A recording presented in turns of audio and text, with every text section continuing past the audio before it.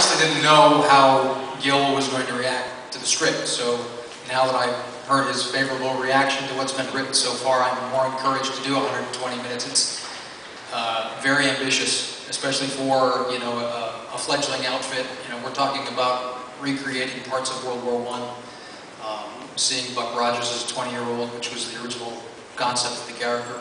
Pilots lived 3 weeks on average in World War I.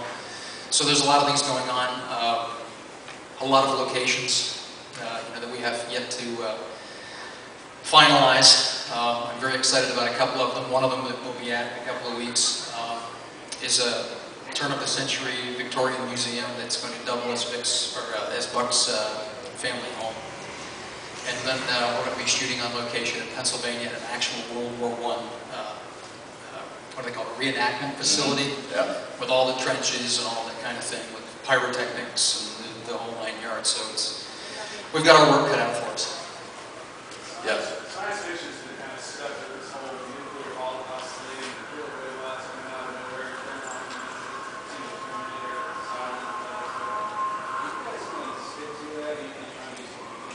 I don't think there were any Cylons in Buck Rogers.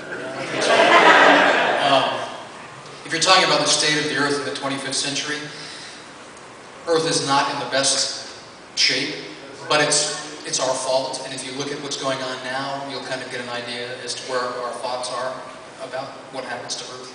Yeah, when I was doing Buck Rogers, there was a scene I had with Dr. Hewer, where we were standing in front of a big circular window looking out toward Anarchia, which is old Chicago, I guess. And we had to talk about a nuclear holocaust.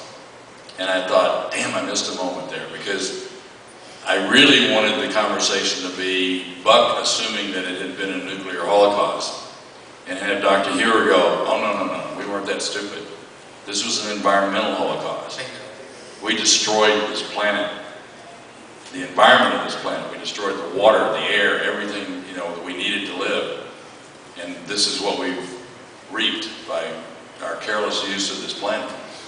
And I thought, damn, I missed a good moment there. To make it something a little bit different, to make a comment from the future to the present, which is one of the great things I think that sci-fi offers, is that you can make statements about the present in the future, talking about what the past was like, to make a point.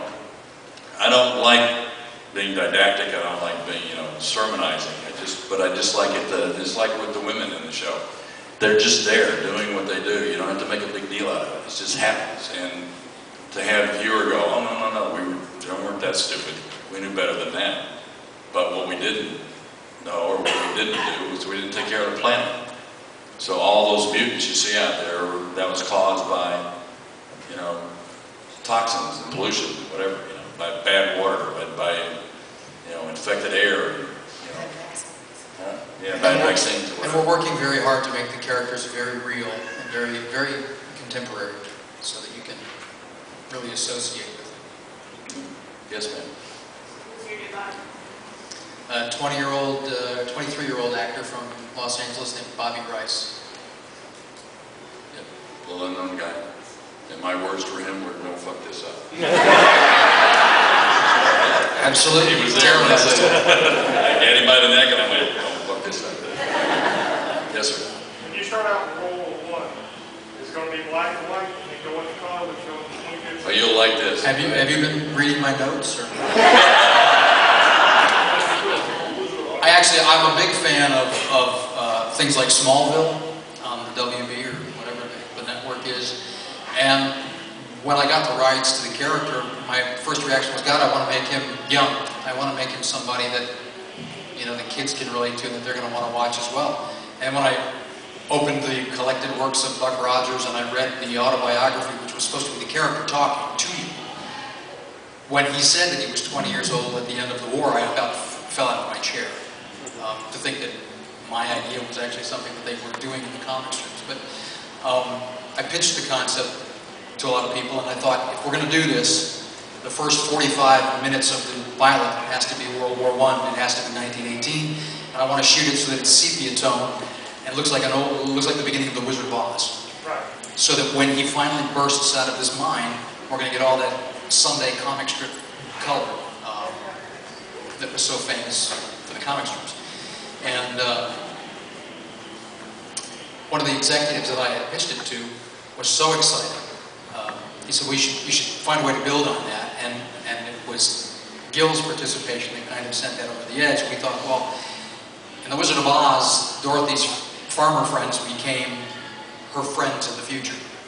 So we thought with Buck Rogers we were going to take it a step further, which was kind of neat, and we cast these guys to play Buck's parents, so that when he wakes up in the 25th century, the only familiarity he has are his commanding officers. They're the same actors, but they're different people. So there'll be that little level of familiarity and that little connection to the Wizard of Oz. But no Yellow Brick Road. Maybe. Only the one that leads to your dressing room. Exactly. My wife is here. She'll be the first in line. I know. Yes. Back in like the 30s, and when the early comic strips and the shows, I mean, back then everything was very serial. But then when you go to the late 70s, early 80s show, it was very episodic. Are you going to go back to the serial format? Are you talking about cliffhangers?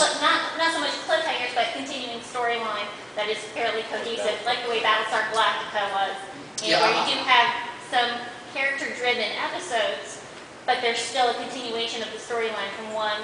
Yeah, I'm a big fan of serialized. I really like, arcs, story arcs, and characters going from point A to point B, whether it's 2 episodes or 15 episodes. I'm a big fan of that. Yeah. I think it leads to some good development of your characters. You know why most of the shows were episodic and not serialized?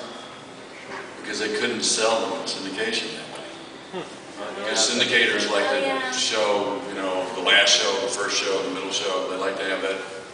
That Dallas didn't do well in syndication because of that. It was serialized, and the syndicators hated it because they had to run it concurrently, and so that's why you had a lot of episodic.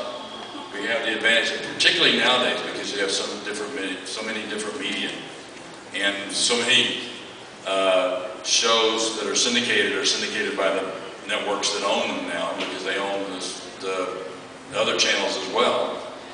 That it doesn't really matter, because they're not paying that much anymore for syndication. We have DVD releases too. And DVD releases, yeah. So,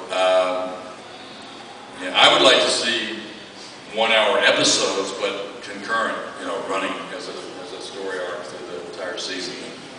I like that idea, but it wasn't going to work, and no one was going to do it in the old days because they just didn't. They were worried about the syndication sale, which at that time was, a hit show was $300 to $400 million in syndication money, and that was huge. So now they don't get that kind of money because they're basically selling it to themselves. So they sell it for very little money. The show's also being shot in high definition, so. Yeah.